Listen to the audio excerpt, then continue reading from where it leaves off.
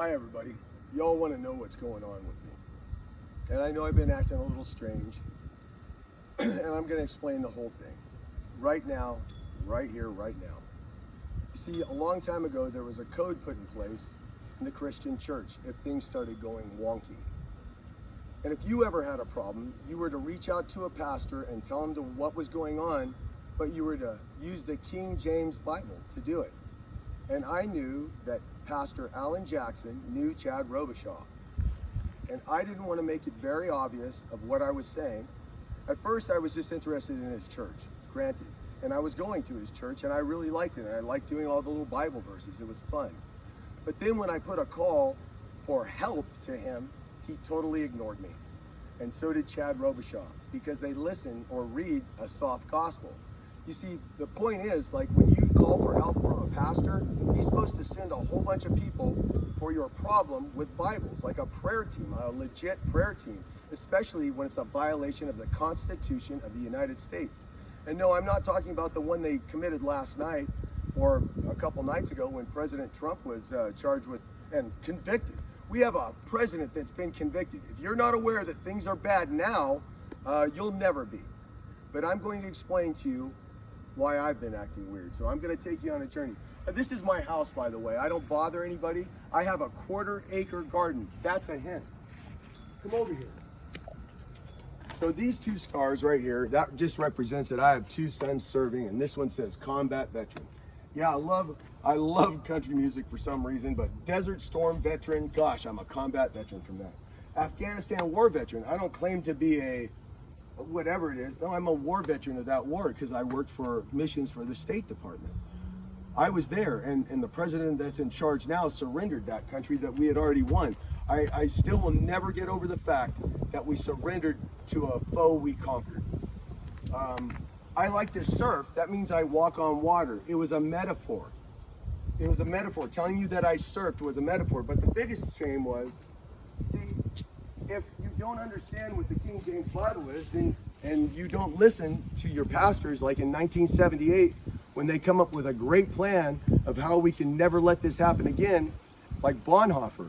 Oh, speaking of which, we're going to get to Eric Metaxas and Seth Gruber. You didn't get told because Alan Jackson never told you, and I'll show you.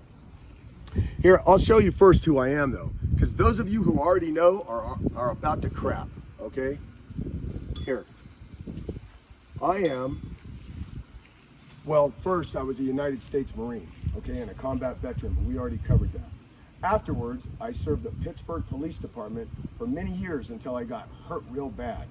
And then they retired me out. Those were decent folks sometimes, and some of the people were not decent folks. We're gonna skip that for now, but these are all my military awards. That's a combat action ribbon. You know what I was given that award for right there? That is a medal for insurgency. I trained people on how to be a terrorist in Operation Urban Warrior in 1999. I am a trained counterinsurgent by the United States government. Congratulations. Not supposed to say that out loud, but I just did, because this country isn't worth anything and nobody gets arrested for anything, and when they do, it's the wrong thing. So here, we'll just cover that. And these are the ones, all the wars I was in. So after serving with the State Department, I replaced the guy that got blown up. I'm sure glad he isn't alive, because if he was just crippled, he'd be sad he gave his legs for a country like this. I served the Bartlesville Police Department. I was an Explorer advisor. The chief got me a waiver from CalPERS. At least he said he did, and I thought he was an honest man, so I don't know if he ever did or not. So you can check it off and then take my retirement away. How about that? But he said he did. His name was Tom Holland. He claimed to be a Marine, but he wasn't.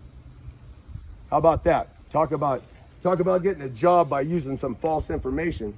And while I was at the police academy in Oklahoma, because they made me go through it, and there was a Dr. Odell who had contacted me and said, "Hey, Robert, it was recommended that you go through the police academy." And I said, "Okay, and I want you to help me revamp it."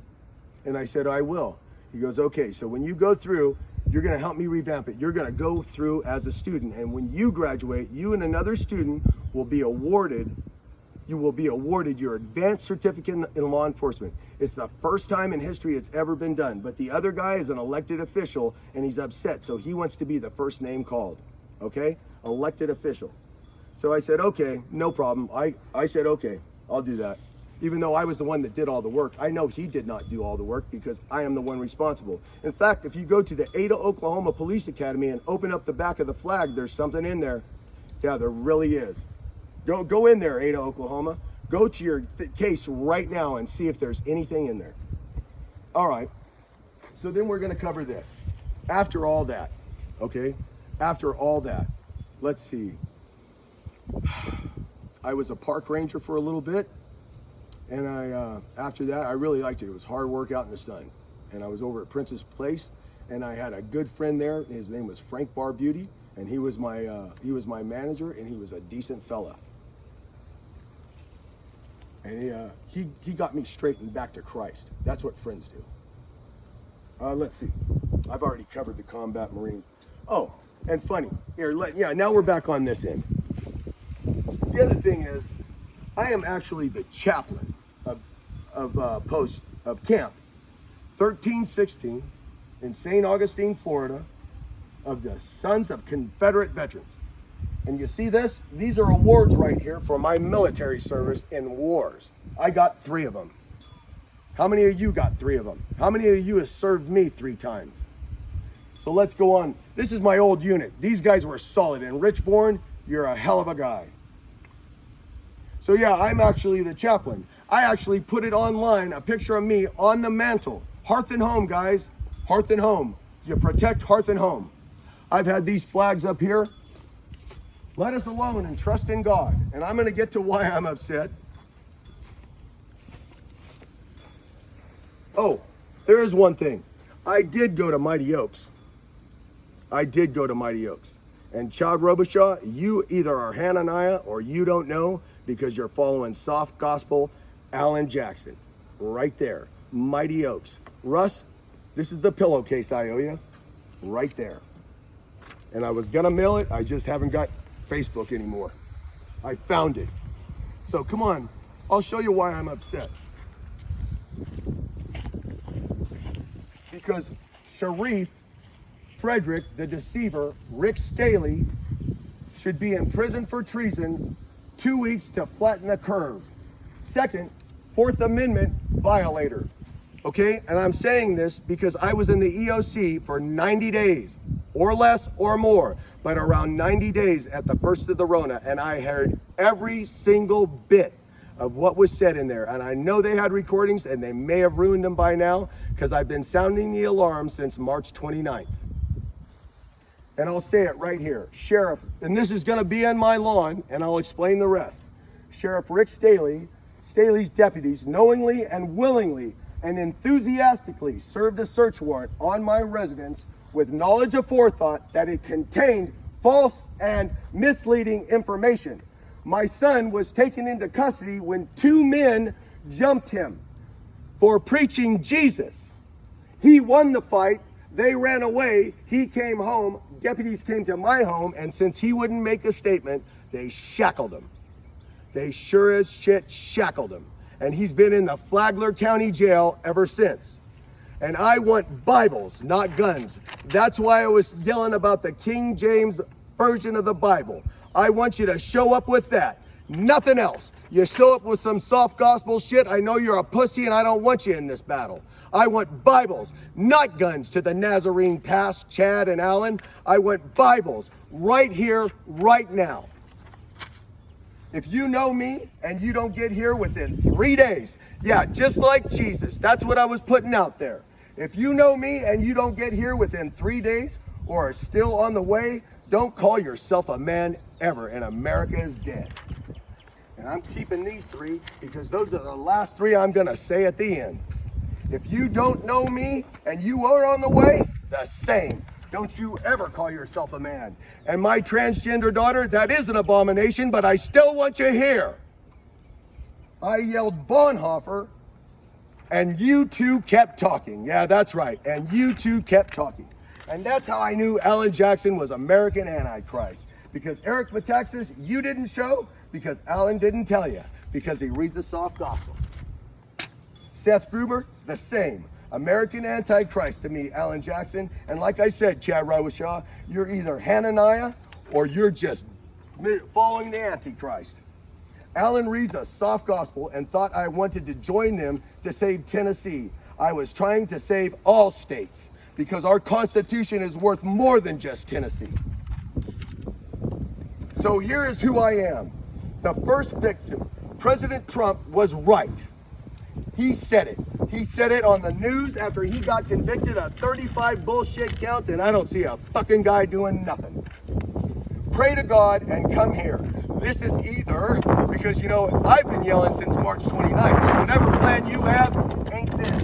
And I've known this plan since 1978 because I read a hard gospel and know what to do. A moment that we do it the right way, this is a moment we do it the right way, or we fail as a country, America will be dead. And your flag is going to be spit on and shit on just like my great-grandfather's flag, who was a war hero. You don't get to be a corporal unless they vote you a corporal. And you sure as hell wouldn't have stayed won the whole war if you weren't a hero. And I'm sorry the South lost. Because you know what? I just am. Because this isn't what I signed up for.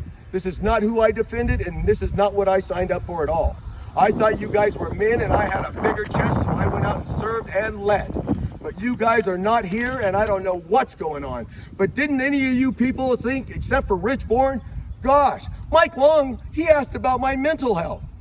In fact, that's all you people have been doing. You can't catch a clue. So far, 2 of my friends showed up, and I only told them about my dead religion because I'm so embarrassed. The SCV is not supposed to be a social club, gentlemen. It really is. No, it's there in case the Constitution goes to shit. So guess what? I'm not going to read those 3 again. I'm just going to say them by heart.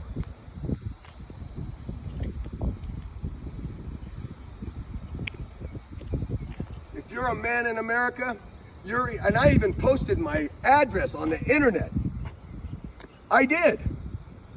If you're a man in America, you're either right here at 91 Forsyth Lane lined up, because I don't want you at my house now. You're either lined up at 91 Forsyth Lane, ready to go down to Sheriff Rick Staley's office with a Bible in your hand and tell him to let my son go, or whatever. But I've already paid $10,000 to an attorney, and no one's come to help me. So guess what? There it is. There's the Bible you're going to read. It's not going to be there. Love God with all your heart and love your neighbor as yourself. That's all I ever told you guys, all of you.